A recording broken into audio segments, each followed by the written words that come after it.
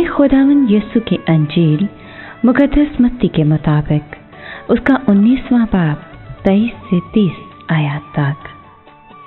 एक दिन यीशु ने अपने शागिर्दों से कहा कि मैं तुमसे सच कहता हूँ कि दौलतमंद का आसमान की बादशाही में दाखिल होना दुश्वार है।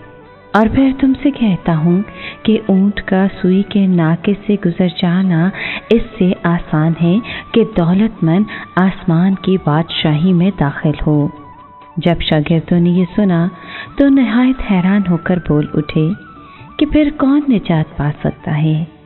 यीशु ने उनकी तरफ देखकर कहा, यह आदमियों के नज़दीक नामुमकिन है, लेकिन खुदा के नज़दीक सब कुछ मुमकिन है। तब पतरस ने मुखातिब होकर उससे कहा कि देख, हमने सब कुछ छोड़ा है और तेरे पीछे हो लिए हैं, बस हमको क्या मिलेगा? यीशु ने उनसे कहा, मैं तुमसे सच कहता हूँ कि जब नई तकवीन में इब्ने इंसान अपने जलाली तख्त पर बैठेगा तो तुम भी मेरे पीछे हो लिए हो 12 तख्तों पर बैठकर इस्राएल के 12 कबाइल का इंसाफ करोगे। और हर एक जिसने घरों या भाइयों या बहनों या बाप या माँ या बीवी या बाल बच्चों या खेतों को मेरे नाम की खातिर छोड़ा है, वो 100 गुना पाएगा और अपनी जिंदगी हासिल करेगा। लेकिन बहुत से अव्वल आखिर हो जाएंगे और आखिर अव्वल। पाक कलाम के पढ़े और सुने जाने पर खुदावंद की बरकत हो, खुदा का शुक्र हो।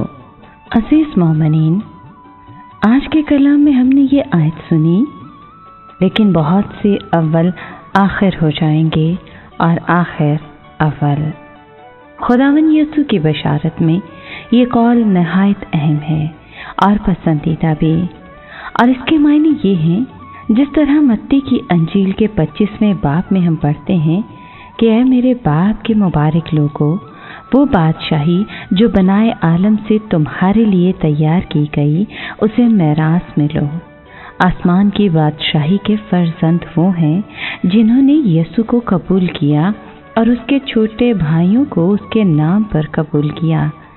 इस दुनिया में जो अपने आप को अहल समझते हैं, मुमकिन है वो आसमान की बादशाही में आखिर हो जाएंगे और वो कहेंगे कि खुदावंद हमारे लिए दरवाज़ा खोल दे, और अंदर से जवाब आएगा कि मैं तुम्हें नहीं जानता। आज के कलाम में खुदावंद यीशु हमें चैलेंज करता है कि आसमान की बादशाही के लायक और अहल बनने के लिए हमें अपने आप को हलीम, फरोतन और बा-इखलाक बनाना है। दूसरों से मोहब्बत करना, ज़माने की दुश्वारियों से गुज़रकर अंजीली इक़दार को अपनाकर मसीह के लायक बनना है, क्योंकि आसमान की बादशाही के लिए बतेरे लोग मशरिक़, मग़रिब, शमाल और जनूब से आकर इसमें दाखिल होते हैं। ए खुदावंद, हमें आसमान की बादशाही में दाखिल होने के लायक बना। आमीन।